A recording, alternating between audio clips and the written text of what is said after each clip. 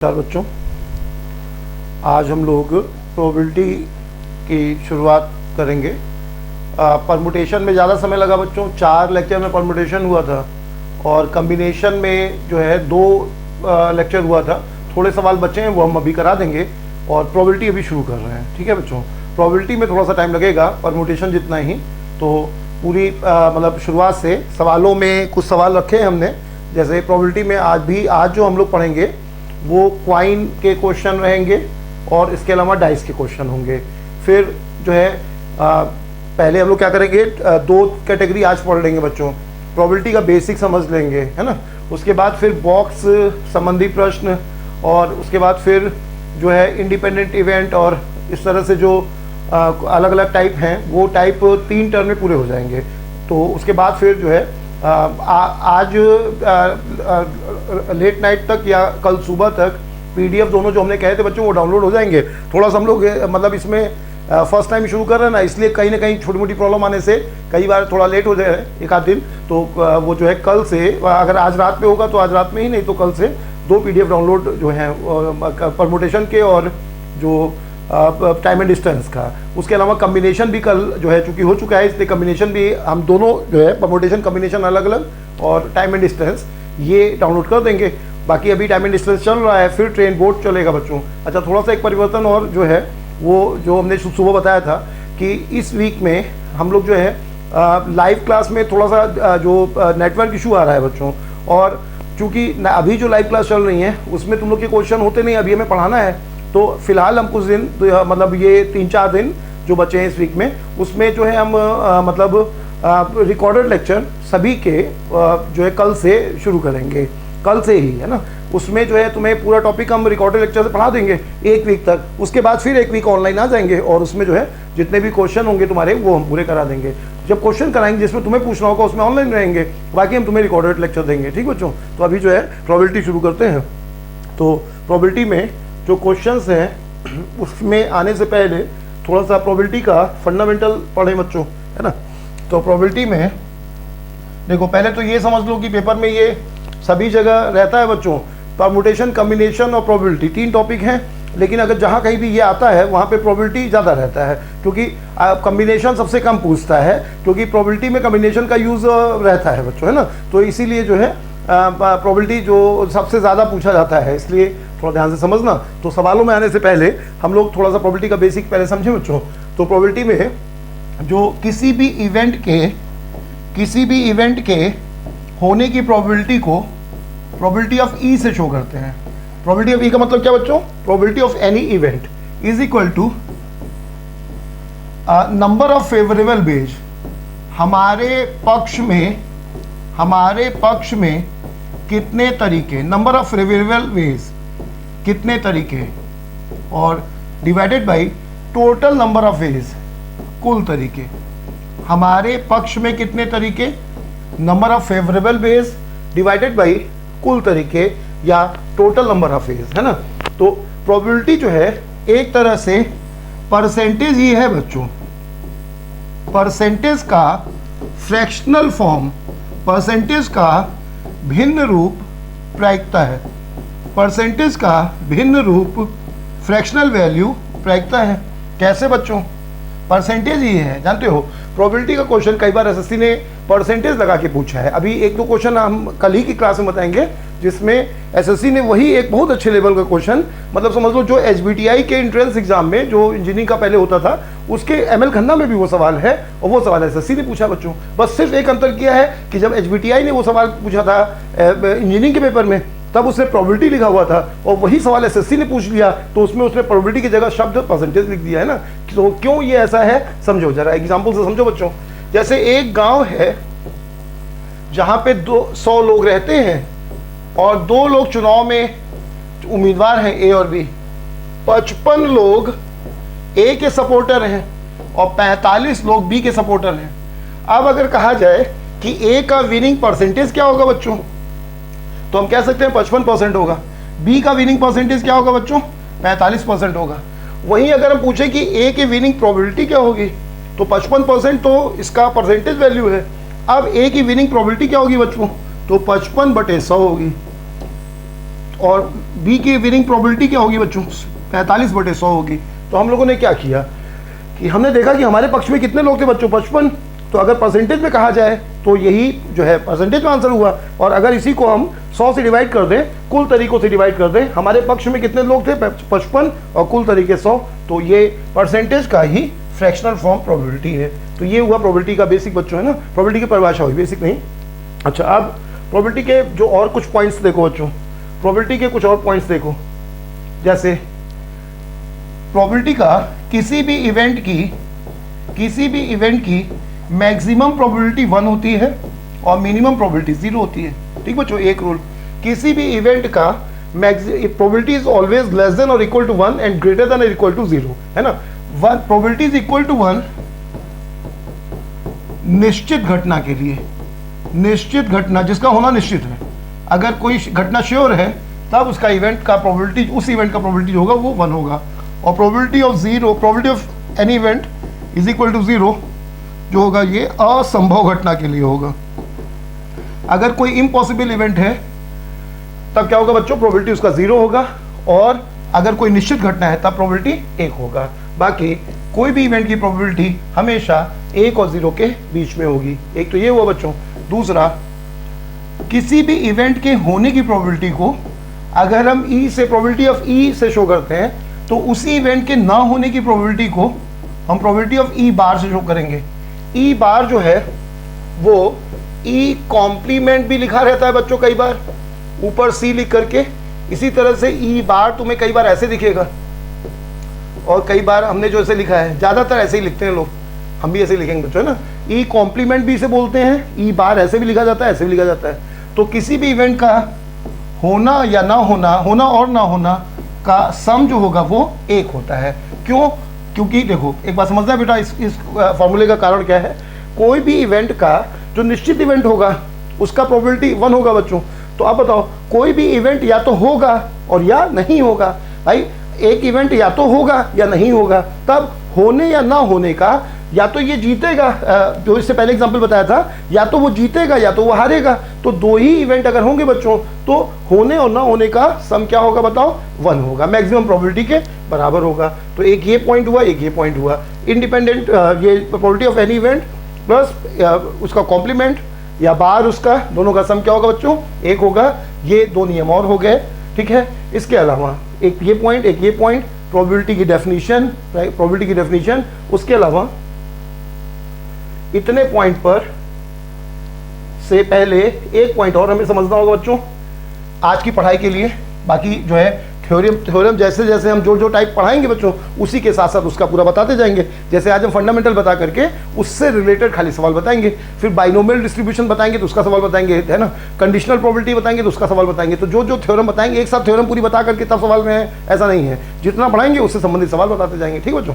तो जैसे अभी जो है सवाल में आने से पहले एक पॉइंट पढ़ लो बच्चों, स्वतंत्र घटना।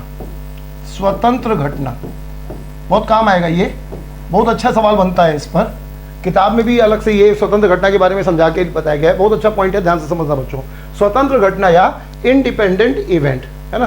तो इंडिपेंडेंट इवेंट या स्वतंत्र घटना, तो नाम से ही क्लियर है कि जो घटनाएं जिनका होना या ना होना, जिनका होना या ना होना आपस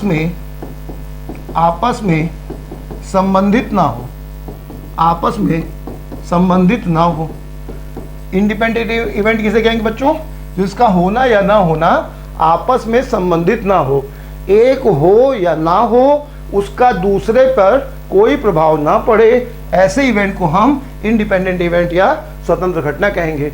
ये तो इसका डेफिनेशन हो गया बच्चों। अच्छा, इसका रिजल्ट क्या क्या होता है।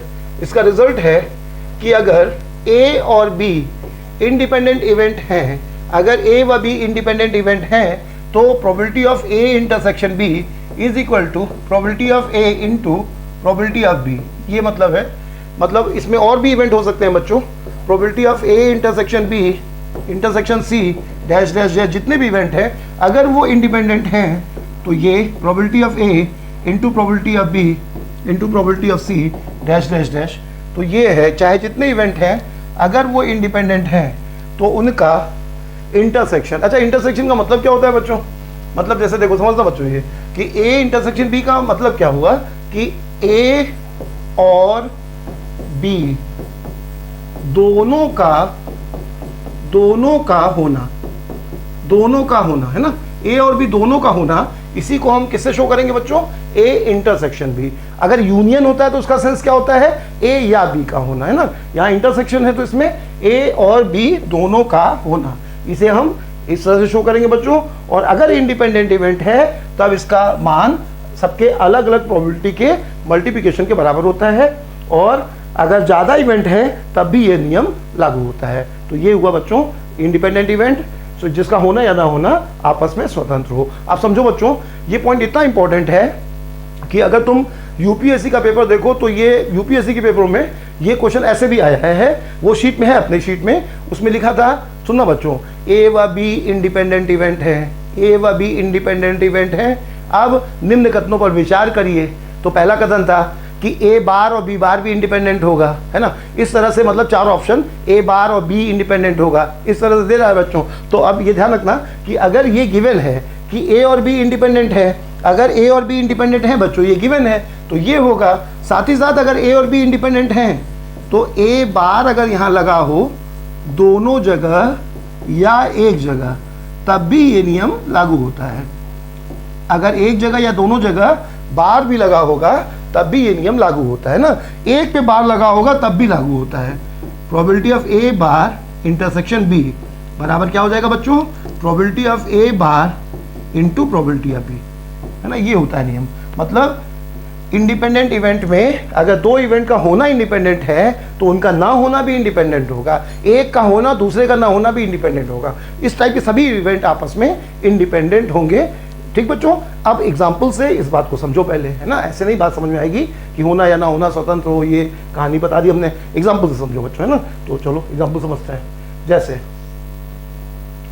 अगर तुमसे ये कहा जाए, सुनना बच्चों, कि ए एक लड़का है, ये एसएससी की तैयारी कर रहा है और इसके सेलेक्ट होने की प्रोबेबिलिटी 3/4 है, सिलेक्शन की प्रोबेबिलिटी 3/4 है।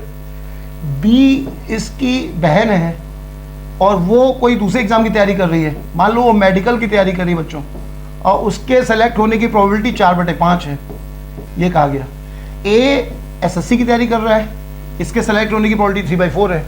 बी मेडिकल की तैयारी कर रही है, उसकी बहन है, उसकी सेलेक्ट होने की प्रोबेबिलिटी क्या है? 4/5 है। अब अगर तुमसे ये पूछा जाए कि ए व बी दोनों के सेलेक्ट होने की प्रोबेबिलिटी क्या होगी? दोनों के सेलेक्ट होने की प्रायिकता क्या होगी? ए और बी दोनों के सेलेक्ट होने की प्रोबेबिलिटी क्या होगी? तो क्या करोगे? सिर्फ ये बताओ, ये एसएससी का एग्जाम, ये मेडिकल का एग्जाम, तो फिर ये दोनों इवेंट, इसके एक का सिलेक्शन होना या ना होना से दूसरे को कोई फर्क नहीं पड़ेगा ना बच्चों। तो ये इवेंट जो है इंडिपेंडेंट इवेंट कहलाएगा। अब ए और बी दोनों के सेलेक्ट होने की प्रोबेबिलिटी क्या हो जाएगी? प्रोबेबिलिटी ऑफ ए, पहले रिप्रेजेंट कर दो बच्चों, तो ए और बी दोनों के सेलेक्ट होने की प्रायिकता कह रहा है, तो ए भी हो और का मतलब क्या बच्चों? इंटरसेक्शन, ए हो और बी हो, तो ये कहोगे ये किसके बराबर हो जाएगा? Probability of A into probability of B. अब बोलो बच्चों, probability of A intersection B बराबर ये हो जाएगा, प्रोबेबिलिटी ऑफ ए कितना है बताओ? 3/4, प्रोबेबिलिटी ऑफ बी कितना है बताओ? 4/5। तो ये हो जाएगा आंसर। सबको समझ में आया बच्चों? ये है। अच्छा, इसी सवाल में अगर ये कह दे कि ए ना सेलेक्ट हो और बी हो, अब इसकी प्रोबेबिलिटी क्या होगी बच्चों? ए ना सेलेक्ट हो और बी हो, तो जो जैसे दोनों सेलेक्ट होंगे तो ऐसे शो करोगे, तो एक ना हो और दूसरा हो, तब कैसे शो करोगे बच्चों? तो प्रोबेबिलिटी ऑफ जो ना हो उस पर बार लगा दो, दूसरा वैसे ही लिख दो। ये हो गया बच्चों। अगर ऐसे रिप्रेजेंट कर दोगे तब इसका मान क्या आ जाएगा बताओ? प्रोबेबिलिटी ऑफ ए बार, ये दोनों इंडिपेंडेंट होगा, इनटू प्रोबेबिलिटी ऑफ बी। अब इसका मान रख दो बच्चों। तो ए बार का मान कैसे रखोगे? अभी क्या पढ़ा हम लोगों ने? दो इवेंट का, किसी इवेंट का होना या ना होने का जोड़ क्या होता है बच्चों? अभी पढ़ा ना, किसी इवेंट के होने या ना होने का सम क्या होता है? बोलो, 1 होता है। तो यहाँ से अगर हम किसी एक की वैल्यू निकालें, प्रोबेबिलिटी ऑफ ई बार निकालना चाहें तो क्या करेंगे बताओ? 1 माइनस प्रोबेबिलिटी ऑफ ई करेंगे। या प्रोबेबिलिटी ऑफ ई निकालना हो तो एक से जो भी निकालना है दूसरे को एक से घटा देंगे, है ना। तो अब यहाँ पे आओ, तो अब इसमें बताओ बच्चों कि प्रोबेबिलिटी ऑफ ए कितना है बताओ, 3/4 है। तो प्रोबेबिलिटी ऑफ ए बार कितना हो जाएगा, एक से घटा दोगे तो एक से 3/4 को घटाओगे तो क्या आ जाएगा बताओ, 1/4 into probability of B. Probability of B कितना है, बहन के सेलेक्ट होने की प्रोबेबिलिटी 4/5 कैंसिल हो जाएगा, कितना आ जाएगा बोलो, 1/5 आया बच्चों। इस तरह से ठीक है ना, दोनों का सेलेक्ट होने की प्रोबेबिलिटी, मतलब कोई भी ऐसा सवाल, ऐसा घटना जिसमें ए का होना या ना होना आपस में स्वतंत्र हो, इंडिपेंडेंट इवेंट कहलाते हैं। ठीक बच्चों, तो ये 3 पॉइंट हमने बताए हैं। क्या क्या पढ़ा अभी हम लोग ने, शुरू चलें तो जल्दी से फिर हम लोग सवाल पे आ जाए। इतने से हम लोग एक पॉइंट और बता के तब सवाल पे आ सकते हैं बच्चों, सिर्फ एक पॉइंट और बता दें। प्रोबेबिलिटी क्या होता है, किसी हमारे पक्ष में कितने तरीके, डिवाइडेबिलिटी कुल तरीके। प्रोबेबिलिटी किसे कहते हैं बच्चों, परसेंटेज का भिन्न रूप ही प्रायिकता है। ये हमने एग्जांपल बताया कि 100 में अगर 45 लोग पक्ष में हैं तो बोलो बच्चों चांस क्या है, 45% है। और अगर प्रोबेबिलिटी में कहा जाएगा तो 100 से कुल लोगों से डिवाइड कर दोगे तो ये हो जाएगा। ये बताया गया बच्चों। उसके अलावा फिर बताया गया कोई भी इवेंट का होने जो निश्चित घटना है वो 1 होगा, इम्पॉसिबल घटना 0 होगा, और प्रोबेबिलिटी हमेशा 1 और 0 के बीच में होगा। यहाँ पे ये भी एज ए क्वेश्चन आ जाता है बच्चों, निम्न कथनों पर विचार करिए करके, है ना। इसके अलावा किसी भी इवेंट के होने और ना होने की प्रोबेबिलिटी का सम 1 होगा, इसी से ये फॉर्मूला बनता है। ठीक बच्चों, ये बताया हमने। प्रोबेबिलिटी ऑफ ई बार को ऐसे ऐसे शो करते हैं। ठीक है, इंडिपेंडेंट इवेंट बताया बच्चों। अब इंडिपेंडेंट इवेंट हमने अभी रिवाइज भी करा दिया, अब हम इसमें जो बचा है वो और बताते हैं। तो इसमें बचा है परस्पर अपवर्जी घटना। बेसिक में अभी जो मेन पॉइंट्स हैं वो साथ साथ बताते जाएंगे बच्चों, इतने से हम लोग सवालों पे आ सकते हैं। परस्पर अपवर्जी घटना, परस्पर अपवर्जी घटना या म्यूचुअली एक्सक्लूसिव इवेंट, है ना। परस्पर अपवर्जी घटना, म्यूचुअली एक्सक्लूसिव इवेंट। ठीक बच्चों, जिसमें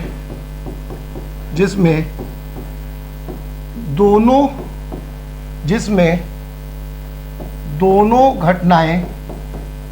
घटनाओं का एक साथ होना संभव ना हो, जिसमें दोनों घटनाओं का या ज्यादा है तो ज्यादा घटनाओं का परस्पर अपोजिट घटना, म्यूचुअली एक्सक्लूसिव इवेंट किन्हें कहेंगे बच्चों, जिनमें दो या अधिक घटनाओं का एक साथ होना पॉसिबल ना हो। मतलब क्या, प्रोबेबिलिटी ऑफ अगर ए और बी म्यूचुअली एक्सक्लूसिव इवेंट हैं तो ए इंटरसेक्शन बी क्या हो जाएगा बच्चों, 0 हो जाएगा।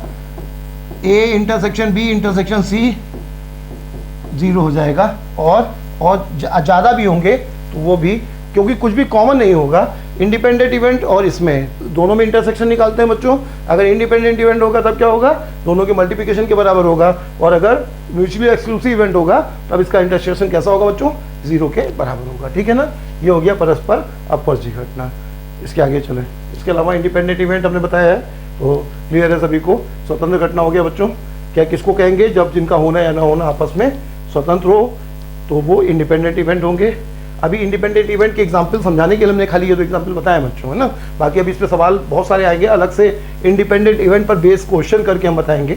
एक एग्जाम्पल समझाने के लिए हमने बताया, एक एग्जाम्पल इंडिपेंडेंट पे और देखो, छोटा एग्जाम्पल जैसे मान लो ये कहा जाए, सुनना बच्चों, एक क्वाइन को टॉस किया गया। अब तुमसे पूछा जाए हेड आने की प्रोबेबिलिटी क्या होगी, तो अभी हमने इस क्वेश्चन पे नहीं आए हैं, फिर भी एक क्वाइन के टॉस में ये कह सकते हो बच्चों की हेड आने की प्रोबेबिलिटी क्या हो जाएगी, 1/2, है ना, ये तो जानते ही हो। अब अगर अगली बार कहा जाए बच्चों तो फिर हेड आने की प्रोबेबिलिटी क्या हो जाएगी, 1/2। अब अगर तुमसे कहा जाए दोनों में हेड आ जाए, फर्स्ट में हेड आए सेकेंड में भी हेड आए, दोनों की प्रोबेबिलिटी क्या हो जाएगी, दोनों में हेड आने की प्रोबेबिलिटी बच्चों, तो और भी तरीकों से निकाल सकते हैं हम लोग। इंडिपेंडेंट इवेंट के कॉन्सेप्ट से कैसे निकाल लोगे ये बताओ। पहली बार हमने एक टॉस किया, हेड आया बच्चों।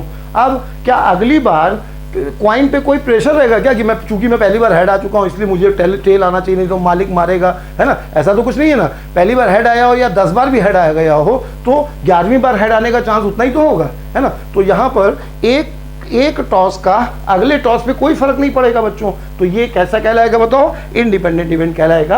अब अगर कहता है तुमसे दोनों में हेड आने की प्रोबेबिलिटी क्या होगी, तो क्या करोगे, पहले में हेड आने की प्रोबेबिलिटी इंटू दूसरे में हेड आने की प्रोबेबिलिटी, ये कहलाता है बच्चों यह इंडिपेंडेंट इवेंट। हम लोग इसको थोड़ा बहुत अभी जरूरत पड़ेगी इसकी। म्यूचुअली एक्सक्लूसिव इवेंट हुआ, इसके अलावा प्रोबेबिलिटी का डेफिनेशन बताया गया और कुछ रूल बताया गया है। अब इससे सवालों पे आ जाओ बच्चों। अब तो सबसे पहले क्वाइन के क्वेश्चन में आए, तो क्वाइन के क्वेश्चन में बताना बच्चों, बहुत आसान है इसे डिराइव करना। अगर एक सिक्का उछाला जाता है, एक क्वाइन है, तो बताओ बच्चों कुल केस 2 आएंगे, कुल केस 2 होंगे। कौन कौन से बोलो, हेड होगा या टेल होगा।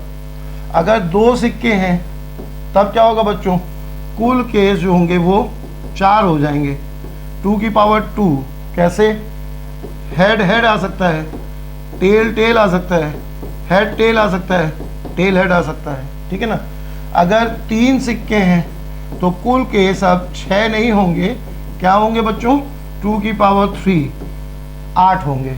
कैसे, 3 में बच्चों हेड हेड हेड आ सकता है, टेल टेल टेल आ सकता है, 2 बार हेड आ सकता है, ये 3 तरीके से हो सकता है ना। टेल यहाँ आ सकता है, टेल यहाँ आ सकता है, तो ये 3 तरीके से आ सकता है।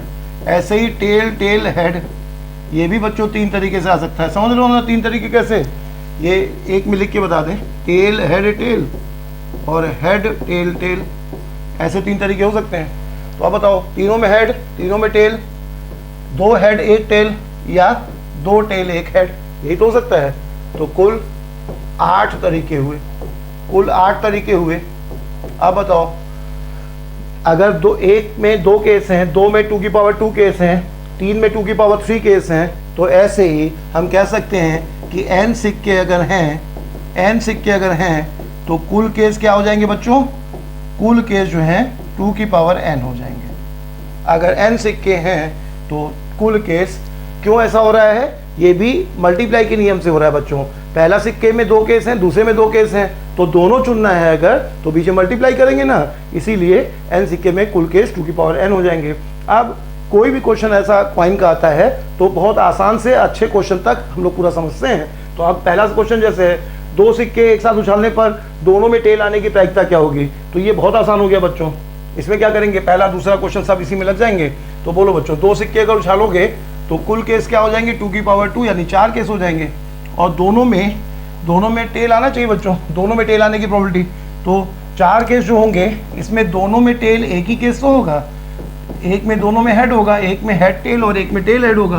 तो अब बताओ बच्चों, दोनों में टेल एक केस में होगा, एक केस में होगा, कुल केस कितने हैं बताओ, 4 हैं। तो अब बताओ 2 सिक्के के केस में दोनों में हेड आने की प्रोबेबिलिटी हमारे पक्ष में कितने तरीके हैं बच्चों, 1, कुल तरीके कितने हैं, 4, तो 1/4 हो जाएगा। दूसरे क्वेश्चन में हो, 3 सिक्के एक साथ उछालने पर 2 में टेल और 1 में हेड आने की प्रोबेबिलिटी क्या होगी। तो अगर 3 सिक्के उछाले जाते हैं तो कुल केस क्या आ जाएंगे बच्चों, 2 की पावर 3 यानी 8 केस हो जाएंगे। और 2 में टेल और 1 में हेड आने का तरीका, 2 में टेल और 1 में हेड आने का तरीका अभी बताया गया बच्चों, 3 तरीके से आ सकता है, 3 तरह से ये आ सकता है। कैसे कैसे, हेड टेल आ सकता है बच्चों, और हेड टेल टेल आ सकता है, ठीक है ना। ज़्यादा इसे लिखने की जरूरत नहीं होती है, एक बार लिख गया।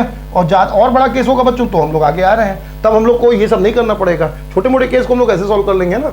बाकी अच्छे केस में क्या करेंगे अभी देखते हैं। तो बोलो बच्चों, कुल केस कितने हो जाएंगे बताओ, 8, और ये हमारा काम कितने तरीके से हो सकता है बताओ, 3 तरीके से। तो बोलो बच्चों, 2 टेल और 1 हेड आने की प्रोबेबिलिटी क्या हो जाएगी, 3/8, ये आंसर हो गया। तो 2 क्वाइन का केस हुआ बच्चों। 1 क्वाइन में तो कोई सवाल ही नहीं बनेगा, वो 1 हेड 1/2 हो जाएगा। 2 क्वाइन से शुरू किया हमने, 2 क्वाइन हुआ, 3 क्वाइन हुआ, ठीक ना। 2 क्वाइन के केस में 3, ये आसान क्वेश्चन हुआ बच्चों। अब इसके आगे चलें। अब जैसे ये क्वेश्चन है, 1 क्वाइन को 12 बार टॉस किया गया, 12 बार टॉस किया गया, 7 टेल आने की प्रोबेबिलिटी क्या है। अब ये थोड़ा सा इस टाइप के सवाल को समझो बच्चों, है ना। तो जैसे इस सवाल के अलावा एक सवाल और ले लें इसी पे। तो जैसे ये कहा जाए कि 5 क्वाइन टॉस किया गया, 3 हेड आने के तरीके क्या हैं, 3 हेड आने, मान लो छोटा सवाल लें, 5 क्वाइन को टॉस किया गया, 3 हेड आने के तरीके क्या होंगे, प्रोबेबिलिटी क्या होगी। तो 3 अगर हेड आएंगे तो 2 टेल आएंगे बच्चों। अब जैसे अभी 3 क्वाइन थे तब तो हम लोग ऐसे ही देख ले रहे थे, लेकिन अगर ज़्यादा क्वाइन होंगे तब बताओ बच्चों, 3 में हेड और 2 में टेल, ये कितने तरह से आ सकता है, ये निकालना पड़ेगा ना भाई। प्रोबेबिलिटी क्या होता है, हमारा काम कितने तरीके से हो सकता है, डिवाइडेड बाई कुल तरीके। तो अगर 5 क्वाइन है तो कुल तरीके तो 2 की पावर 5 हो गया। अब हम लोग क्या पता करें बच्चों, हमारा काम कितने तरीके से हो सकता है। तो ये कैसे पता चलेगा? कम अगर कॉइन है तब तो हम लोग ऐसे ही देख सकते हैं, लेकिन अगर 5 हैं, 6 हैं या 10, 12 हैं, तब इसको सॉल्व करने का तरीका क्या होगा? जो हम लोगों ने, अब देखो यहाँ पे क्रमचय संचय की जरूरत पड़ती है बच्चों, परमुटेशन कॉम्बिनेशन की। तो अब ये सवाल किस जैसा हुआ? ये आधा सवाल परमुटेशन है, परमुटेशन अगर लगा लोगे तब ये प्रोबेबिलिटी अपने आप लग जाएगी बच्चों, है ना। कैसे?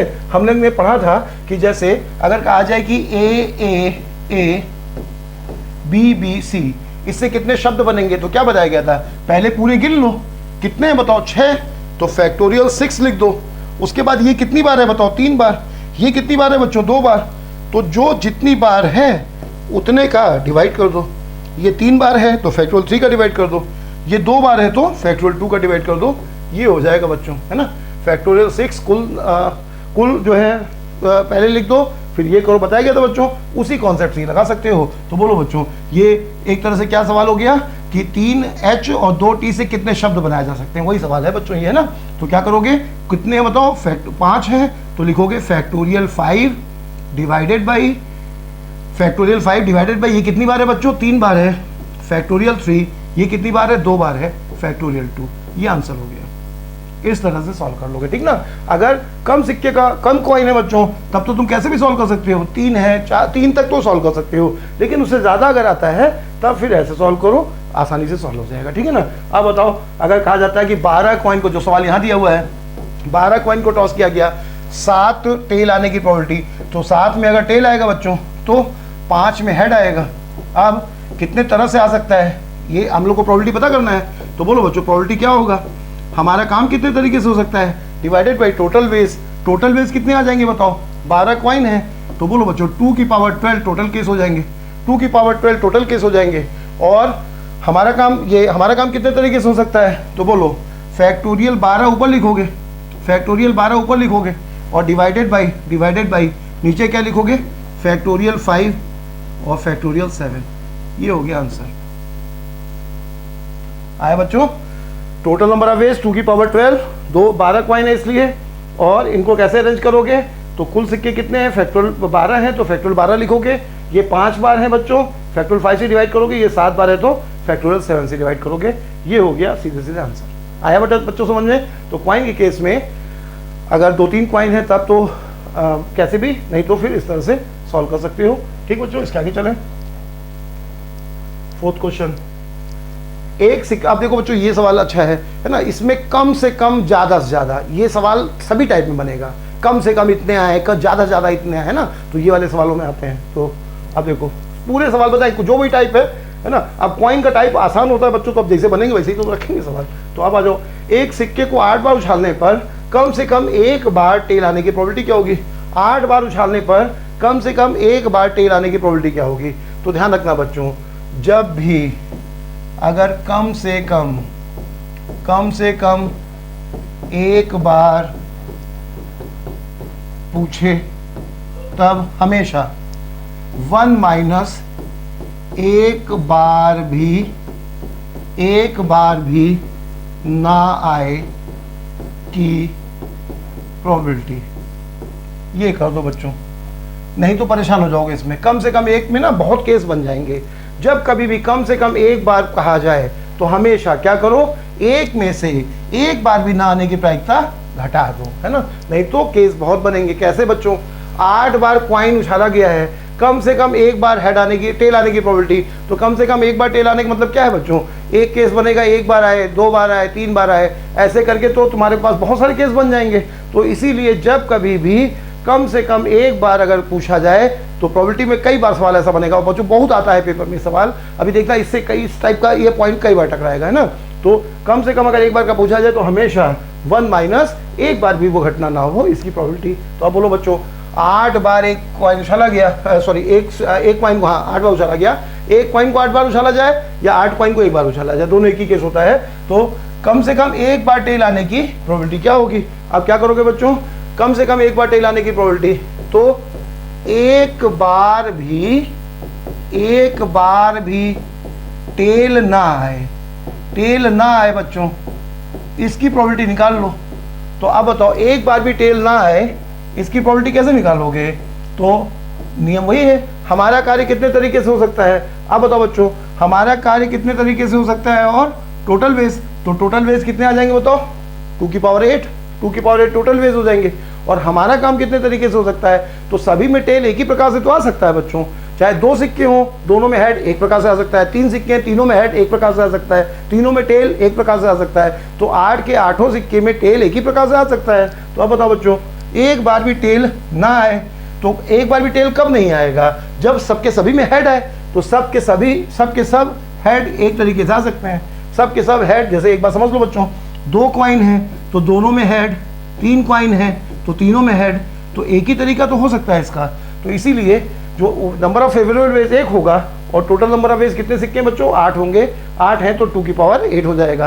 अब यहाँ पर ये आ गया बच्चों, ये क्या आ गया बताओ, एक बार भी टेल ना आए, इसकी प्रोबेबिलिटी। अब अगर हमसे पूछा कि कम से कम एक बार टेल आने की प्रोबेबिलिटी क्या होगी, तो क्या करोगे बच्चों, 1 माइनस 1/2 की पावर 8, 1 से घटा दोगे। हमेशा जब भी ये कम से कम एक पूछा जाए तब यही करना, उल्टा निकाल लो, कम से कम एक बार हेड आए, है ना, तो एक बार भी हेड ना आए, इसकी प्रोबेबिलिटी निकाल के 1 से घटा दो। ठीक बच्चों, ये इशू ध्यान रखना। अगले पॉइंट पे आए, कम से कम और ज़्यादा से ज़्यादा पे सवाल जो बनते हैं। तो और सवाल देखो बच्चों, जैसे ये है 8 सिक्के एक साथ उछालने पर अधिक से अधिक 2 बार हेड आने की प्रोबेबिलिटी बताओ, अधिक से अधिक 2 बार हेड आने की प्रोबेबिलिटी बताओ। अब यहाँ पे थोड़ा सा कैलकुलेशन होगा, तो ये सवाल इसीलिए पेपर में कम रहता है ना। इस वाले 2 सवाल जो अब आएंगे, कम से कम 2 हेड, जैसे कम से कम एक बार भी टेल ना आए या ऐसा कोई सवाल होता है तब तो वो आसान हो जाता है बच्चों, लेकिन इसमें कोई शॉर्टिक नहीं है, इसमें थोड़ा सा कैलकुलेशन रहता है ना। क्या कैलकुलेशन रहेगा समझो जरा, बहुत ज़्यादा कठिन नहीं है, लेकिन थोड़ा सा और की तुलना में टाइम लगेगा। 8 सिक्के उछालने पर कम से कम 2 बार हेड आने की प्रोबेबिलिटी क्या है, तो बोलो बच्चों, कम से कम 2 बार हेड, कम से कम 2 बार हेड का मतलब क्या हुआ कि कम से कम 2 बार हेड का मतलब क्या हुआ बच्चों, 2 या कम से सॉरी अधिक से अधिक कह रहा है, तो अधिक से अधिक 2 हेड आने की प्रोबेबिलिटी क्या का मतलब क्या हुआ बच्चों कि 2 या अधिक से अधिक कह रहा है, तो 2 या 2 से कम बार आए। अब बताओ बच्चों, 2 या 2 से कम बार आए, अब कितने केस बन सकते हैं बताओ, अधिक से अधिक 2 बार हेड आने का मतलब क्या है बच्चों, 2 बार आए या अधिक से अधिक 2 बार आए, इसका मतलब या तो 2 बार आए या 2 से कम बार आए। तो अब 2 या 2 से कम बार आए, तो अब या तो 2 बार हेड आएगा, या तो बोलो बच्चों 1 बार हेड आएगा, और या तो 0 बार हेड आएगा। 2 बार अगर हेड आएगा, कुल 8 कॉइन है तो 6 टेल आएगा, 1 हेड है तो 7 टेल आएगा, 0 हेड है तो 8 के 8 टेल आएंगे। अब या तो ये केस होगा, या ये केस होगा, या ये केस होगा, तो तीनों इवेंट की प्रोबेबिलिटी निकाल के जोड़ना होगा। या का सेंस है ना बच्चों, या का मतलब और का मतलब प्लस होता है, एंड का मतलब मल्टीप्लाई होता है। अब बताओ बच्चों, ये तीनों इवेंट निकालो तो कैसे निकलेगा, कितने कॉइन है बताओ, 8 है, तो यहाँ से इसको हम यहाँ से लिख रहे हैं बच्चों, तो बोलो तीनों जगह नीचे क्या आएगा बताओ, 8 कॉइन है बच्चों, तो तीनों जगह 2 की पावर 8 नीचे आएगा ना, 2 की पावर 8 नीचे तीनों जगह आएगा। उसके अलावा अब अंश में देखते जाओ क्या क्या आएगा, तो 6 हेड और 2 टेल हैं, 6 टेल और 2 हेड हैं, तो क्या करोगे, अभी जो बताया गया बच्चों, क्या करोगे, फैक्टोरियल 8, कुल सिक्के कितने हैं 8, तो फैक्टोरियल 8, ये कितनी बार है 6 बार, फैक्टोरियल 6, ये कितनी बार है 2 बार, फैक्टोरियल 2, ये हो गया। इसी तरह से अगली बार क्या करोगे बोलो, फैक्टोरियल 8 डिवाइडेड बाई, पहली बार कितने बार है 7 बार है, दूसरा वाला 1 बार है, ये हो गया।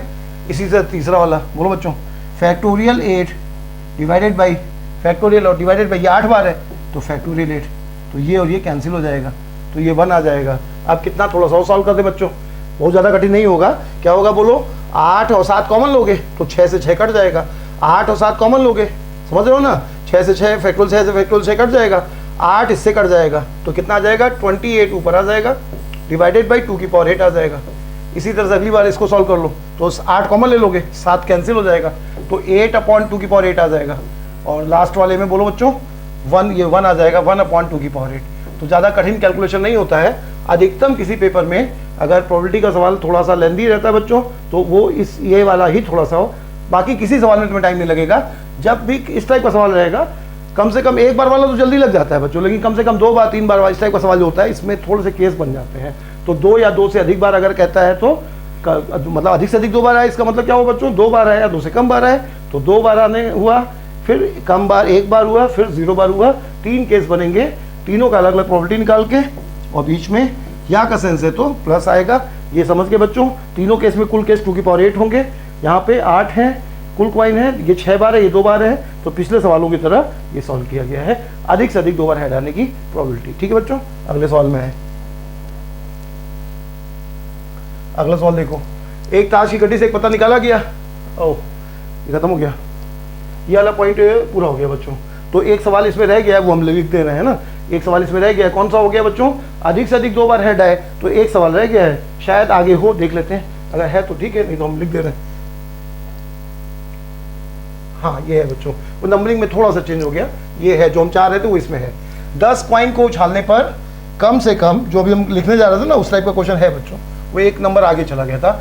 10 सिक्के उछालने पर कम से कम 9 में टेल आने की प्रोबेबिलिटी क्या होगी? आप बोलो बच्चों, 10 में कम से कम 9 में, तो ये पिछले सवाल जैसा हुआ। तो कम से कम 9 का मतलब क्या हुआ?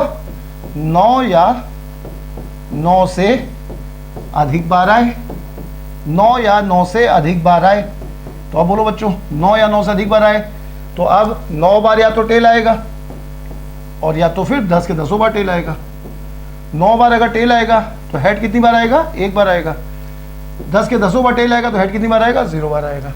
या तो ये केस होगा या ये केस होगा, इस तरह से रहेगा। अब इसको सॉल्व करो तो अभी बताया गया बच्चों, उसी तरह से हो जाएगा। 10 सिक्के हैं बस, तो बोलो दोनों जगह टोटल केस कितने हो जाएंगे? 2 की पावर 10। यहाँ भी कितने होंगे? 2 की पावर 10। ये हो गया प्लस। अब इस पार्ट को कैसे सॉल्व करोगे? कितने क्वाइन है बताओ? 10 हैं, तो factorial 10 divided by factorial 9 factorial 1, ये कर दोगे।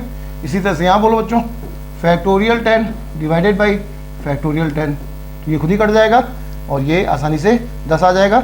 10/2 की पावर 10 और प्लस 1/2 की पावर 10, 11/2 की पावर 10 आंसर हो गया। आया बच्चों? तो अगर कभी ये आता भी है पेपर में, तो यहाँ पर ज़्यादा से ज़्यादा अगर वो थोड़ा और कठिन करेगा तो 8 कर देगा, यहाँ 8 कर देगा तो केस 3 बन जाएंगे, 8, 9, 10 है ना। तो इससे ज़्यादा नहीं रहता है, ज़्यादा से ज़्यादा ये 2 या 3 बार तुम्हें जोड़ना पड़ सकता है, कम से कम अधिक से अधिक के केस में। सबको समझ में आ गया बच्चों? ठीक है, तो ये हो गया क्वाइन से संबंधित प्रश्न। ठीक है, क्वाइन से संबंधित प्रश्न हो बच्चों। अच्छा, अब आ जाओ। तो अब जो एक बीच में सवाल आ गया था, ये एक प्लेइंग कार्ड से संबंधित है। अच्छा, एक चीज़ और बच्चों, जो हमने तुम YouTube में भी और उसके अलावा जो तुम्हारा क्लास का जो तुम्हारा डेमो वीडियोस हैं उसमें देख लेना, डाइस का जो है, आज हमने डाइस का केस 2nd नंबर पे हम रखते थे, लेकिन इसीलिए नहीं रखा है कि उसके केस का एक हमने वीडियो दिया था बच्चों, आधे घंटे का एक वीडियो है, वो देख लेना। वो देख लोगे तो हम इसीलिए आज डाइस का सवाल ना पढ़ा करके अगली क्लास में बताएंगे, वो वाला वीडियो देख लेना, है ना। हम फिर से एक बार डाइस जल्दी से बताएंगे, लेकिन वो अगर देख लोगे ना तो हमने ज़्यादा एक्सप्लेन किया है, तो अब हम थोड़ा तेज़ी में बताएंगे बच्चों, इसलिए कह रहे हैं। तो कल वाली मतलब कल वाली क्लास में डाइस से पहले जो है एक बार वो वीडियो देख लेना, है ना। इसीलिए हमने डाइस को अभी आज नहीं रखा है, जिससे तुम्हें बता सकें। तो जो है अब हम लोग प्लेइंग कार्ड्स को देखते हैं, प्लेइंग कार्ड्स का क्वेश्चन समझते हैं बच्चों। तो प्लेइंग कार्ड्स में बहुत लोगों ने प्लेइंग कार्ड्स देखा तो होगा ही, खेला नहीं होगा, अच्छा है बेटा खेलना कभी नहीं, है ना, लेकिन देखा होगा। अगर नहीं देखा है तो देख लो, है ना। देखो प्लेइंग कार्ड्स में समझ में तभी आएगा जब एक बार तुम जो है कैसे भी अरेंज करके अगल बगल कहीं ना कहीं तो मिल जाएगा प्लेइंग कार्ड्स, एक बार देख लो बच्चों, है ना। फिर भी हम समझा रहे हैं यहाँ पे, देखो ज़्यादातर लोग जानते होंगे, सुनते जाओ। कुल मिला के कितने कार्ड होते हैं बताओ? ये तो जानते हो 52 होते हैं, 52 कार्ड होते हैं। उन 52 में 26 रेड होते हैं और 26 ब्लैक होते हैं, 26 ब्लैक होते हैं, है ना बच्चों। 26 रेड है, 26 लाल, 26 काले। इन 26 रेड में 2 कैटेगरी होती है और 26 ब्लैक में भी 2 कैटेगरी होती है। इसे हम लोग डिफरेंट कलर कहते हैं। ये डिफरेंट कलर होता है, डिफरेंट कलर, डिफरेंट अलग रंग होता है। और इसके बाद वाला जो कैटेगरी होता है, 26 को जो डिवाइड करेंगे तो 13 की 4 कैटेगरी बनेंगी, 13 की 4 कैटेगरी बनेंगे। इन्हें हम डिफरेंट सूट बोलते हैं, different suit, SUIT, different suit. ये शब्द आता है कई बार बच्चों ने, है ना। डिफरेंट सूट का मतलब क्या? फिर से सुनो, 26 कुल होते हैं, 2 कैटेगरी हो गई, डिफरेंट कलर, 26 लाल, 26 काले, ये हो गए। हर 26 में 1 से 13 तक के नंबर होते हैं। तो 1 से 13 के जो नंबर होंगे, जैसे रेड में 2 कैटेगरी होगी, एक पान और एक ईंट, अंग्रेजी में डायमंड और हर्ट कहेंगे, 2 कैटेगरी होगी, है ना। पान और ईंट हिंदी में बोलते हैं और डायमंड और हर्ट अंग्रेजी में बोलते हैं। इसी तरह से काले में 2 कैटेगरी होंगी, चिड़ी और हुकुम। और अंग्रेजी में क्लब और स्पेड बोलते हैं, है ना। दो कैटेगरी होंगी जो इन्हें जो है, ये दो कैटेगरी, ये दो कैटेगरी, तो इनको हम बोलते हैं क्या, डिफरेंट सूट बोलते हैं बच्चों, ठीक है ना। तो ये मतलब कुल मिला के हर ये जो 26 जो होंगे, इसकी जो दो कैटेगरी बनेंगी, इसमें क्या होंगे बच्चों, 1 से लेके 13 तक के नंबर होंगे, है ना। तो 1 से 13 तक के नंबर, 1 2 3 से लेकर के 11 12 13 ऐसे हर सूट में होंगे बच्चों, है ना। तो हर नंबर 1 2 3 हर सूट में, जैसे स्पेड में, क्लब में, सभी में 1 से 13 तक के नंबर होंगे।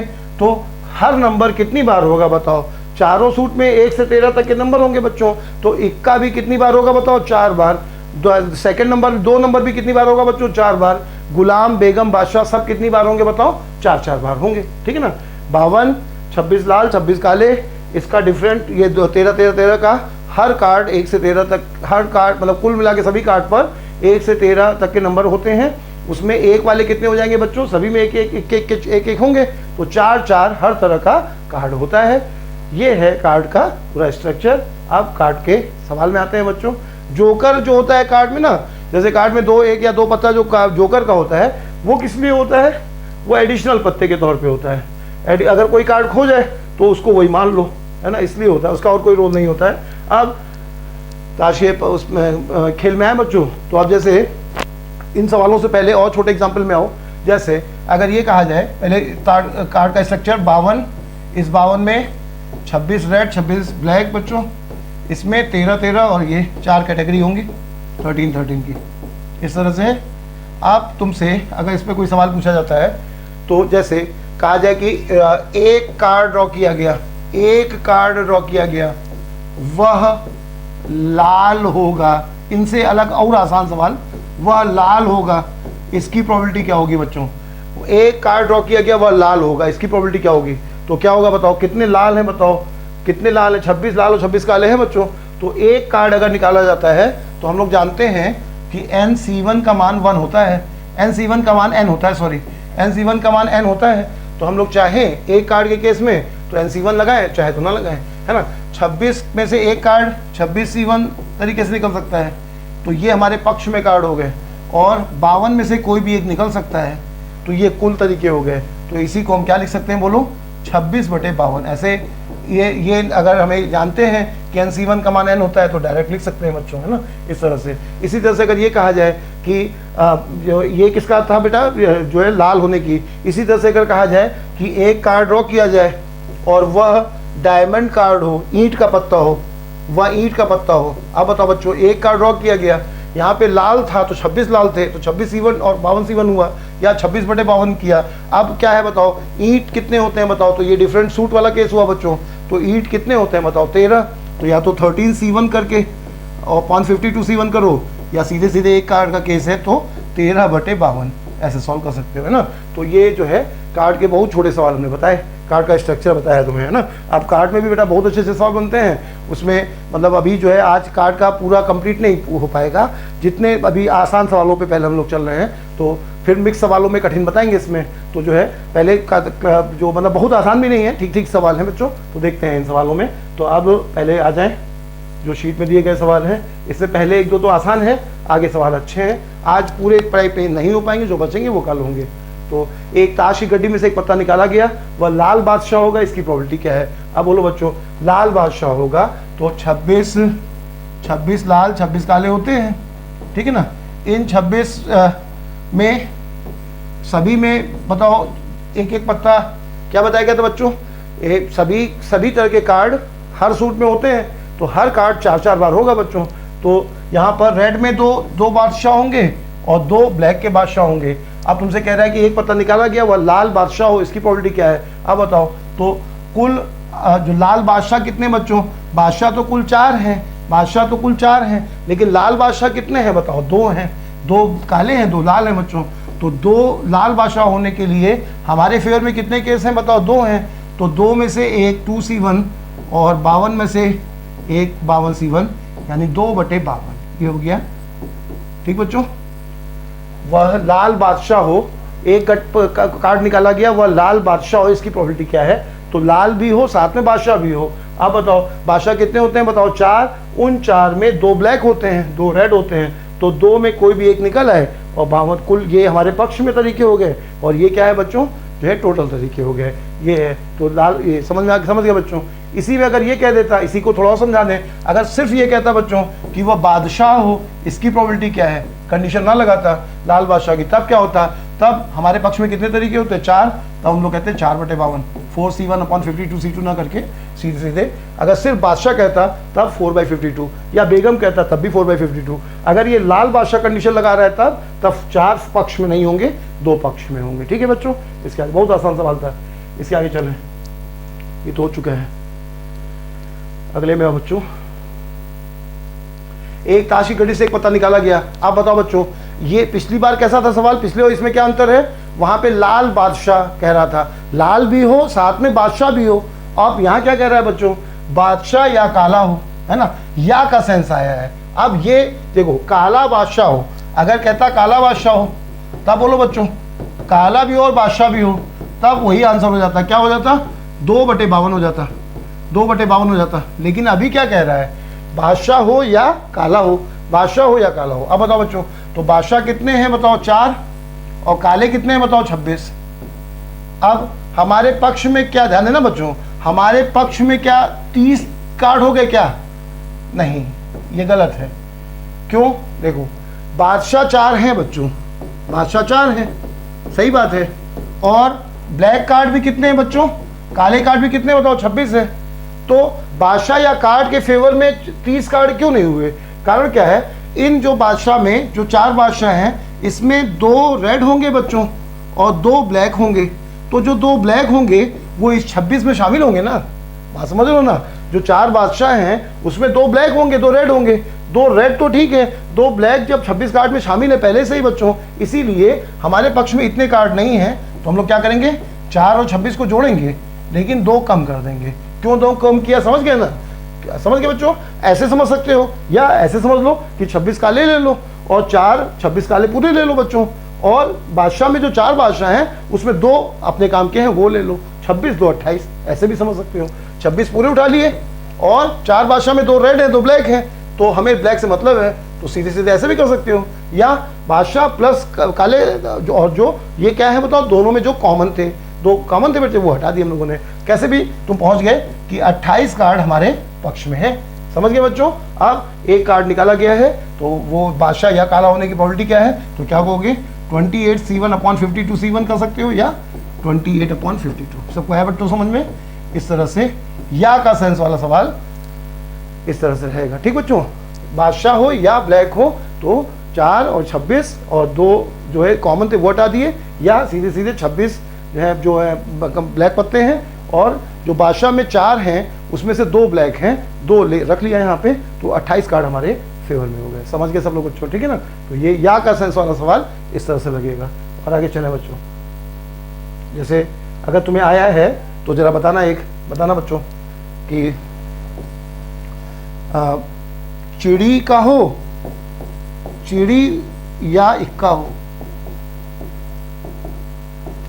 एक कार्ड निकाला गया, वह चिड़ी हो या इक्का हो, इसकी प्रोबेबिलिटी क्या है, तो क्या कहोगे बताओ, चिड़ी या इक्का चिड़ी, समझ गए ना। एक स्वीट है ये, तो बोलो बच्चों यहाँ पे कितने कार्ड होते हैं बताओ, 13 और इक्के कितने होते हैं, 4। अब एक तो चिड़ी में भी होगा, तो या तो 3 यहाँ जोड़ दो, 4 ना जोड़ो, और अगर 4 जोड़ो तो 1 हटा दो। समझ गए बच्चों, जैसे वहाँ 26 में 4 जोड़ के 2 हटा रहे थे, क्योंकि 2 कार्ड कॉमन थे। अभी क्या है, चिड़ी में 13 है, इक्के 4 हैं, और एक इक्का ऐसा होगा जो पहले से चिड़ी का होगा बच्चों, वही हटा देंगे हम लोग। अब ये सवाल हो गया कितने हो गए हमारे पक्ष में, 16, तो आंसर क्या हो जाएगा, चिड़ी का हो या इक्का हो, तो बोलो बच्चों 16/52। इस तरह से या के सेंस वाले सवाल हम लोग सॉल्व कर सकते हैं। ठीक बच्चों, एंड का सेंस है तब इससे पहले वाला सवाल हुआ, या का सेंस है तो ये सवाल हुआ। ठीक है, आगे चलें। एक ताश की गड्डी से पत्ता निकालना, ये हो चुका है बच्चों। इससे आगे चलें। एक ताश की गड्डी से 2 कार्ड एक साथ निकाले गए, दोनों का इक्का होने की प्रोबेबिलिटी क्या है। एक ताश की गड्डी से 2 कार्ड, अभी तक कितने कार्ड निकल रहे थे बताओ, 1 कार्ड, अब क्या है बच्चों 2 कार्ड निकल रहा है। एक ताश की गड्डी से 2 कार्ड निकाले गए, दोनों का इक्का होने का प्रोबेबिलिटी क्या होगा, दोनों का इक्का होने की प्रोबेबिलिटी क्या होगा। अब बच्चों 2 कार्ड निकाले गए हैं, तो इसमें देखो 2 केस बनेंगे, है ना, इसमें 2 केस बनेंगे। अभी ये और आगे जो है हमने लिखा भी है, अभी हम ऐसे ही समझा रहे हैं तुम्हें। इसमें दो केस बनेंगे, देखो क्या क्या, कि एक होगा कि रिपीटिशन, एक होगा कि कार्ड वापस नहीं रखे जाएंगे, कार्ड वापस नहीं रखेंगे, और एक में होगा कार्ड वापस रखेंगे, कार्ड वापस रखेंगे। ये क्वेश्चन में दिया जाएगा बच्चों। Replacement not allowed, replacement allowed. Card वापस नहीं रखेंगे और कार्ड वापस रखेंगे। तो पहले ये पॉइंट अच्छे से क्लियर कर लो बच्चों, है ना, दोनों में क्या अंतर हुआ। तो देखो, और कार्ड वापस नहीं रखेंगे, इसमें दो केस होते हैं कि एक साथ निकाले जाए, एक साथ ड्रॉ किए जाए, या बारी बारी ड्रॉ किए जाए। तो ये दोनों एक ही होते हैं। अगर कार्ड वापस नहीं रखा जा रहा है तो चाहे एक साथ निकाल लो चाहे बारी बारी निकाल लो, उसमें कोई अंतर नहीं है। लेकिन अगर कार्ड वापस रखा जाएगा तब एक ही केस होगा। कार्ड वापस कब रख पाओगे बच्चों? जब बारी बारी कार्ड निकले। अगर बारी बारी कार्ड निकलेगा तभी तो वापस रखने का कोई मतलब है, नहीं तो तुम एक साथ कार्ड निकाल लो, परिणाम देख लो, उसके बाद गड्डी में आग लगा दो, क्या फर्क पड़ता है ना। जब कार्ड बारी बारी निकाला जाएगा तभी वापस रखने का मतलब होगा, है ना। कैसे, समझो सवाल से, इसी बात को समझा रहे हैं। तो फिर से सुन लो बच्चों, वापस नहीं रखा जाएगा या वापस रखा जाएगा। वापस नहीं रखने पर दो केस होते हैं, एक साथ निकाला जाए या बारी बारी निकाला जाए, ये दोनों का परिणाम एक ही होता है। ये भी हम अभी प्रूव कर रहे हैं। और बारी बारी ना कार्ड मतलब बारी बारी निकाले जाएं और वापस ना रखे जाएं तब क्या होता है, ये तीनों चीज़ें समझते हैं इसी सवाल से। ठीक बच्चों, तो बोलो, पहला जो है एक साथ निकाले जाएं, ये समझ लो पहला सवाल है, ये दूसरा सवाल है। दोनों का परिणाम एक ही आएगा, फिर भी समझने के लिए बता रहे हैं। और ये तीसरा है। तो चलो बच्चों, एक साथ निकाले जाए। तो बोलो, इक्के चार होते हैं, चार में दो इक्के कितने तरह से आ सकते हैं बताओ? 4C2 तरीके से। और कुल केस कितने हैं बच्चों? 52, 52, तो 52C2। ये हो गया चार कार्ड में से, मतलब दो कार्ड एक साथ निकाले गए तो दोनों के इक्का होने की प्रोबेबिलिटी। तो चार में से दो इक्के 4C2 तरीके से आ सकते हैं, 52 में से कोई भी दो निकल सकते हैं। ये हुआ बच्चों एक साथ निकालने पर। अच्छा, दूसरा क्या है बताओ? बारी बारी। और बारी बारी में भी कैसे बच्चों? वापस नहीं रखा जाता है ना। तब बताओ, तो दूसरे केस में भी अगर हम सॉल्व करेंगे तो क्या आएगा बताओ? पहले कार्ड का इक्का होने की प्रोबेबिलिटी क्या आ जाएगी बच्चों? अभी पिछला सवाल पढ़ा तुमने, इसीलिए हमने पहले सिंगल कार्ड का बताया, एक कार्ड का बताया। तो बोलो, एक कार्ड पे 4C1 और 52C1 ना करना, आप सीधे सीधे बोलो, पहले कार्ड का इक्का होने की प्रोबेबिलिटी क्या होगी बताओ? 4/52। समझ गए बच्चों? दूसरे कार्ड का बताओ, पहला कार्ड अब चूंकि वापस नहीं रखा जा रहा है तो क्या होगा बताओ? पहले कार्ड का 4/52 हो गया, तो दूसरे का कितना आ जाएगा? 3/52 आ जाएगा। तो सॉरी, 3/51 आ जाएगा। ये हो गया बच्चों, पहले का 4/52, फिर कार्ड वापस नहीं रखा जाएगा तो इक्का भी एक कम हो गया, कार्ड भी एक कम हो गया, तो 3/52 हो गया। अब बताओ बच्चों, ये सॉल्व कर लो और चाहे ये इसका मान निकाल लो, दोनों एक ही है ना। 4C2 का मान ये करोगे तो भी यही आएगा, सॉल्व करो तो ये कितना आ जाएगा? Factorial 4 divided by factorial 2 upon, इसको क्या लिखोगे? Factorial 52 divided by factorial 2 factorial 50। अब वही बन जाएगा बच्चों, है ना। जो ये है वो ये दोनों सेम है। तो क्या समझे? कार्ड वापस अगर नहीं रखा जाता है तो चाहे एक साथ निकाला जाए चाहे बारी बारी निकाला जाए, दोनों एक ही बात है। और अगर वापस रखा जाएगा तब क्या होगा बच्चों? तो वापस रखा जाएगा तब एक ही केस रहेगा, एक साथ निकाल करके वापस रखने का कोई मतलब ही नहीं हुआ, क्योंकि कार्ड तो निकल गए ना, परिणाम जो आना था आ गया। अब वापस रखो चाहे ना रखो, कोई फर्क नहीं पड़ेगा। तो अगर वापस रखने का केस है तो हमेशा कब बनेगा? जब बारी बारी कार्ड निकाले जाए, है ना। तो अब बताओ, बारी बारी कर यही कार्ड निकाला जाए तब क्या हो जाएगा? इसी तरह साल होगा बच्चों। बस अंतर क्या होगा? यहाँ पर 4/52 पहली बार था, तो यहाँ भी पहले केस में क्या आ जाएगा बताओ? पहले कार्ड का इक्का निकलने की प्रोबेबिलिटी क्या आ जाएगी? 4/52। यहाँ भी हो जाएगी जब वापस रखा जाएगा तब भी। लेकिन दूसरे केस में, दूसरे में क्या था बच्चों? इक्का यहाँ पे निकल चुका है, तो एक कार्ड कम हो गया इक्का, और कुल कार्ड में भी एक कम हो गया, इसलिए 3/51 आया। लेकिन यहाँ पर क्या होगा? अगली बार जब वापस रखा जाएगा तो चाहे जितनी बार पत्ते निकालोगे हर बार उतने ही तो रहेंगे बच्चों। तो अगर ये वाला सवाल है, कार्ड वापस ना रखें, तब क्या हो जाएगा बताओ? 4/52। सबको समझ में आ गया बच्चों? क्या था बताओ? कोई दो कार्ड निकाले गए तो इक्का होने का, तो अगर पेपर में ये आएगा तो ये वहाँ दिया जाएगा कि कार्ड को वापस रखा जा रहा है कि नहीं रखा जा रहा है। ठीक बच्चों? तो ये दिया जाएगा, इसके लिए निश्चिंत रहो। अगर नहीं दिया जाता तो वापस नहीं रखा मानोगे। तो कार्ड वापस नहीं रखा जाता है तब जो है ये और ये एक ही बात हुई, और वापस रखने पर ये क्या अंतर है समझाया। सबको समझ आ गया बच्चों? जितना भी इसमें केस बनता था 2 कार्ड में हमने सब बताया। इसके आगे चले। अब आओ बच्चों, अब यहाँ पे हमने लिखा भी है उसमें, एक ताश की गड्डी में से 3 पत्ते एक साथ निकाले गए, बारी बारी निकाले और वापस नहीं रखे। तो देखो यहाँ लिखा गया है बच्चों, है ना, एक साथ निकाले, ब्रैकेट में क्या लिखा है, बारी बारी निकाले और वापस नहीं रखे। दोनों एक ही बात है ना, बारी बारी या एक साथ अगर वापस नहीं रख रहे हो तो एक ही बात है। तो 3 कार्ड निकाले गए, पहले केस में बारी बारी या मतलब वापस नहीं रखे गए कुल मिला के। अब तब बादशाह की ट्रेल होगी, इसकी प्रोबेबिलिटी क्या होगी। पिक्चर में देखते हो ना, ताश का खेल हो रहा है, हीरो के पास बादशाह की ट्रेल निकलती है, दूसरे के पास इक्के की ट्रेल निकल आती है ना, तो ये वही है, ट्रेल आने की प्रोबेबिलिटी पूछी जा रही है ना बच्चों। और इसी प्रश्न में यदि 3 पत्ते बारी बारी निकाले जाएं और वापस रखे जाएं विथ रिप्लेसमेंट, तब तीनों इक्के होने की प्रायिकता क्या होगी। 2 सवाल है इसमें, जो पिछली बार हमने लिख के ऐसे ही बताया था, वही वाले सवाल यहाँ पर 2 हैं। तो अब चलो बच्चों इसे सॉल्व करते हैं। क्या सवाल है बच्चों, इक्के की बादशाह के ट्रेल होने की प्रोबेबिलिटी पूछी जा रही है, और इसी में दूसरे में इक्के की ट्रेल होने की प्रोबेबिलिटी पूछी जा रही है।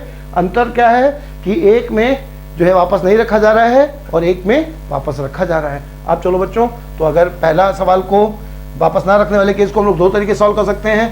पहला तरीका क्या, 4 में से 3 इक्के 4C3 तरीके से निकल सकते हैं, और डिवाइडेड बाई कुल तरीके 52 में से कोई भी 3 आ सकते हैं। तो ये हो गया पहला सवाल, 4 में से कोई भी 3 निकल सकते हैं 4C3 तरीके से, और 52 में से कोई भी 3 52C3 तरीके से आ सकते हैं। ठीक बच्चों, ये हो गया पहला सवाल। इसी को और कैसे कर सकते हो, 4 पहले कार्ड के जो है बादशाह निकलने की प्रोबेबिलिटी 4/52, वापस नहीं रखा जा रहा है तो अगले की 3/51, वापस नहीं रखा जा रहा है तो अगले की 2/50, ये हो जाएगा। ठीक है ना, ये और ये दोनों केस सेम हो गए, ये दोनों केस सेम हो गए। अच्छा, इसके अलावा अगर इसी सवाल में ये कह रहा है क्या, यदि 3 जो प्रोबेबिलिटी बच्चों बादशाह की होगी वही प्रोबेबिलिटी जो है बेगम की होगी, वही प्रोबेबिलिटी के की होगी, है ना। ताश के खेल में हम लोग, मेरी बात सुनना, ताश के खेल में किस कार्ड को बड़ा माना जाए, ये क्यों माना जाता है। तो ताश का, सुनना बच्चों, ताश का एक बहुत बड़ा पार्ट प्रोबेबिलिटी से डिसाइड होता है। ट्रेल को बड़ा क्यों मानते हैं, क्योंकि ट्रेल आने के चांस कम होते हैं, सुन है ना। ठीक बच्चों, कोई भी ट्रेल आने के, जैसे ये ट्रेल है, 3 बार इक्का आने की प्रोबेबिलिटी क्या होगी, तो देख लेना, अभी इसे कैलकुलेट करके देखो, बहुत कम होती है। ये 5000 के आसपास केस आते हैं जिसमें एक बार प्रोबेबिलिटी, एक बार कोई इक्के की या बादशाह की ट्रेल आती है बच्चों, है ना। अगर विदाउट रिपीटेशन हम करते हैं तो प्रोबेबिलिटी क्या करता है, प्रोबेबिलिटी सिर्फ जो है ये डिसाइड करता है कि कौन ज़्यादा वैल्यू रखता है ना। लेकिन जितना चांस इक्के की ट्रेल का होगा उतना ही चांस बादशाह की ट्रेल का होगा, उतना ही चांस बेगम की ट्रेल का होगा। अब इनमें कौन बड़ा होगा, इसके लिए कोई प्रोबेबिलिटी नहीं लगती। ये ताश बनाने वाले लोगों ने जिसको उचित समझा उसको माना, है ना। इक्का बादशाह बेगम सबके आने की प्रोबेबिलिटी सेम है ना। कैसे बच्चों, 4 इक्के हैं तो इक्का आने की प्रोबेबिलिटी ये होगी, 4 में 3 इक्के की ट्रेल, इतनी बादशाह की भी ट्रेल की प्रोबेबिलिटी होगी, है ना। तो ध्यान देना बच्चों, है ना, ये समझ गए। अच्छा, इसी में अगर रिपीटिशन होता है, कार्ड वापस रख दिए जाते हैं, तब क्या होगा, तब 4/52 इंटू 4/52 इंटू 4/52, समझ गए ना बच्चों। अगर कार्ड वापस रख दिए जाएंगे तो हमेशा स्ट्रक्चर कार्ड का वही बना रहेगा, 52 हमेशा रहेंगे, 4 इक्के हमेशा रहेंगे ना बच्चों, तब ये हो जाएगा। सब लोग समझ गए, ये और ये एक ही बात है बच्चों, इक्का आने की प्रोबेबिलिटी, और ये क्या हुआ बताओ कि मतलब बादशाह या इक्का आने की जो भी है एक ही बात है। और इसमें क्या है बताओ, रिप्लेसमेंट है यहाँ पर विदाउट रिप्लेसमेंट। अब सबको समझ आ गया बच्चों। अगर ये समझ में आया तो जरा एक क्वेश्चन का आंसर देना बच्चों, आज का लास्ट क्वेश्चन ये एक बचा है, पहले इससे पहले ही बता दो, एक बताना बच्चों। हम अगर तुमसे ये कहें कि 3 कार्ड निकाले गए, 3 कार्ड निकाले गए और वापस नहीं रखा गया, है ना, 3 कार्ड निकाले गए वापस नहीं रखा गया, अब तुम्हें बताना है कि वह ट्रेल हो, इसकी प्रायिकता क्या है। ट्रेल समझते हो ना, अभी जो बताया 3 की तीनों एक ही जैसे हो। हमने ये नहीं बताया कि वह किसकी ट्रेल हो, सिर्फ ये कहा कि ट्रेल हो, कोई भी ट्रेल हो, इसकी प्रोबेबिलिटी क्या है, कोई भी ट्रेल हो इसकी प्रोबेबिलिटी क्या है। तो क्या करोगे, जैसा इक्का आने की ट्रेल की, इक्के की ट्रेल की प्रोबेबिलिटी क्या थी बच्चों, 4C3/52C3, तो ये इक्के की ट्रेल की प्रोबेबिलिटी हो गई। तो इतनी ही प्रोबेबिलिटी बादशाह की ट्रेल की भी होगी, इतनी प्रोबेबिलिटी गुलाम के ट्रेल की भी होगी, हर एक कंटेंट की, हर एक नंबर की प्रोबेबिलिटी इतनी होगी बच्चों। अब बताओ, 13 ट्रेलें हो सकती है ना, इक्के की ट्रेल 13 तक के नंबर होते हैं, तो बोलो बच्चों 13 तरह से ट्रेल आ सकती हैं, इक्के की ट्रेल, दुक्की की ट्रेल, तिक्की की ट्रेल, चौके की ट्रेल, इस तरह से तो 13 टाइप हो सकते हैं। तो आप यहाँ 13 का मल्टीप्लाई कर दोगे। अगर ओनली ट्रेल कहता है, समझ गए ना, 3 कार्ड निकाले गए, उसमें तीनों के तीनों में एक ही कार्ड है, एक ही मतलब टर्म है, तो ट्रेल कहेंगे उसे। तीनों में बादशाह है, तीनों में बेगम है। तो अगर वो स्पेसिफिक कहता है कि बादशाह आने की प्रोबेबिलिटी, इक्का आने की प्रोबेबिलिटी, तब तो ये आंसर हो जाएगा बच्चों। लेकिन अगर वो सिर्फ ट्रेल कहता है तो 13 तरह से ट्रेल आ सकती हैं, तो इसी प्रोबेबिलिटी में 13 का मल्टीप्लाई कर दोगे। सब लोग समझ गए बच्चों? ये है। इसके आगे चलें, अब इसमें आ जाएं। एक ताश की गड्डी से 3 कार्ड निकाले गए, तीनों के एक, अब देखो यहाँ पे यही वाली नॉलेज यहाँ काम आ गई बच्चों, है ना। एक ट्रेल आने के लिए एक स्पेसिफिक ट्रेल 13 का गुणा किया। क्यों 13 का गुणा किया? क्योंकि 13 तरह की ट्रेल होती हैं, है ना बच्चों, इसलिए 13 का गुणा किया। ऐसे यहाँ पे आ जाओ, अब बताना किसका गुणा करें। तो बोलो बच्चों, एक ताश की गड्डी में से 3 कार्ड निकाले गए, तीनों का एक सूट में होने की प्रोबेबिलिटी क्या है? तीनों का एक सूट का होने की प्रोबेबिलिटी क्या है? अब बताओ बच्चों, एक सूट का मतलब समझ गए ना, 52 कार्ड, 26 लाल 26 काले, ये डिफरेंट कलर कहे जाएंगे। उसके बाद जो 13 तरह की कैटेगरी है 13 की, वो क्या कहलाती है? Different suit. अब बताओ बच्चों, एक सूट होने की प्रोबेबिलिटी कह रहा है। तो अब अगर मान लो, सब लोग बताओ ना बच्चों, अगर इसी सवाल में कहता कि तीनों, अगर इसी सवाल में कहता कि तीनों डायमंड हो, तीनों ईंट हो, तीनों ईंट हो, अब बताओ, या तीनों हर्ट हो। अब अगर ये कहता तब क्या करते बच्चों? सिर्फ एक ईंट का या हर्ट का या क्लब या स्पेड किसी एक का नाम लेता अगर, तब बताओ क्या करते? तो ईंट के एक सूट में 13 पत्ते होते हैं, तो बोलो बच्चों इसकी प्रोबेबिलिटी क्या आ जाती? 13C3 divided by 52C3। ये किसकी प्रोबेबिलिटी हो गई बच्चों? किसी एक की। जैसे अगर कोई कहे कि ईंट के तीनों एक ही ईंट के निकले, या तीनों के तीनों जो है चिड़ी के निकले, अगर वो ये कहे तब ये प्रोबेबिलिटी हो जाएगी। लेकिन तुमसे वो ये नहीं कह रहा है कि तीनों के तीनों चिड़ी के निकले, वो ये क्या कह रहा है? एक सूट के निकले। अब सूट कितने होते हैं बच्चों? 4। जैसे यहाँ पर 13 तरह से ट्रेल आ सकती थी, तो 13 का मल्टीप्लाई किया। वैसे ही सूट कितने हैं बताओ? 4 में से कोई भी एक आ सकता है। तो चाहे तो यहाँ पे 4C1 का गुणा करो, या सीधे 4 का मल्टीप्लाई कर दो। 4C1 और 4 एक ही बात है। ये आंसर हो गया बच्चों। सब लोग समझ गए? कोई भी एक सूट का निकाल लो, और 4 सूट होते हैं, 4 का गुणा कर लो। ट्रेल आने की प्रोबेबिलिटी कोई भी एक ट्रेल की निकाल लो, 13 ट्रेल होती है, 13 का गुणा कर दो, है ना बच्चों? समझ गए ना? तो इस तरह से हम लोग इसके सवाल को सॉल्व कर सकते हैं। अब आज की जो प्रोबेबिलिटी में अभी कार्ड पे खत्म नहीं हुआ है बच्चों, थोड़ा बचा है, और सवाल कठिन वाले कल रखेंगे।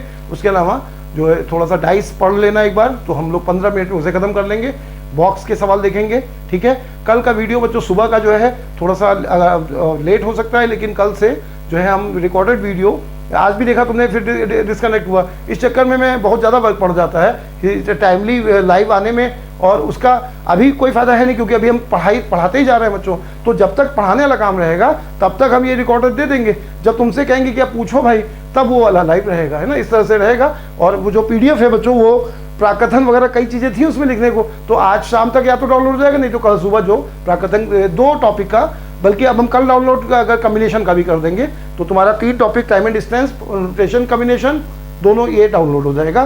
तो आप PDF अपना देख सकते हो बच्चों, उसमें जो है क्वेश्चन देखना, और आगे हम इसे पढ़ाते रहेंगे। अभी टाइम एंड डिस्टेंस में 3-4 क्लास अभी और होंगी, फिर ट्रेन और बोट, इस तरह से ट्रेन, बोट और रेस, गेम एंड स्किल। मतलब अभी टाइम एंड डिस्टेंस में ये एडवांस का प्रोबेबिलिटी भी खत्म हो जाएगा, अगला जो पॉइंट है वो शुरू हो जाएगा, और उधर टाइम एंड डिस्टेंस में अभी थोड़ा सा 1 वीक से ज़्यादा अभी और लगेगा बच्चों, क्योंकि उसमें 4 पार्ट हैं। सबको अगर हम 2 टर्न भी समझाएंगे तो हमें अभी इसमें टाइम लगेगा। बाकी अभी प्रोबेबिलिटी में 2 टर्न और लगा के हम इसे पूरा करेंगे, तब अगला टॉपिक सर्च, सिंप्लीफिकेशन और इंडिसेस, एडवांस का ये उठाएंगे, और उधर एलिमेंट्री में रेशियो शुरू करेंगे। ठीक है बच्चों, अगली क्लास में मिलते हैं। नमस्कार।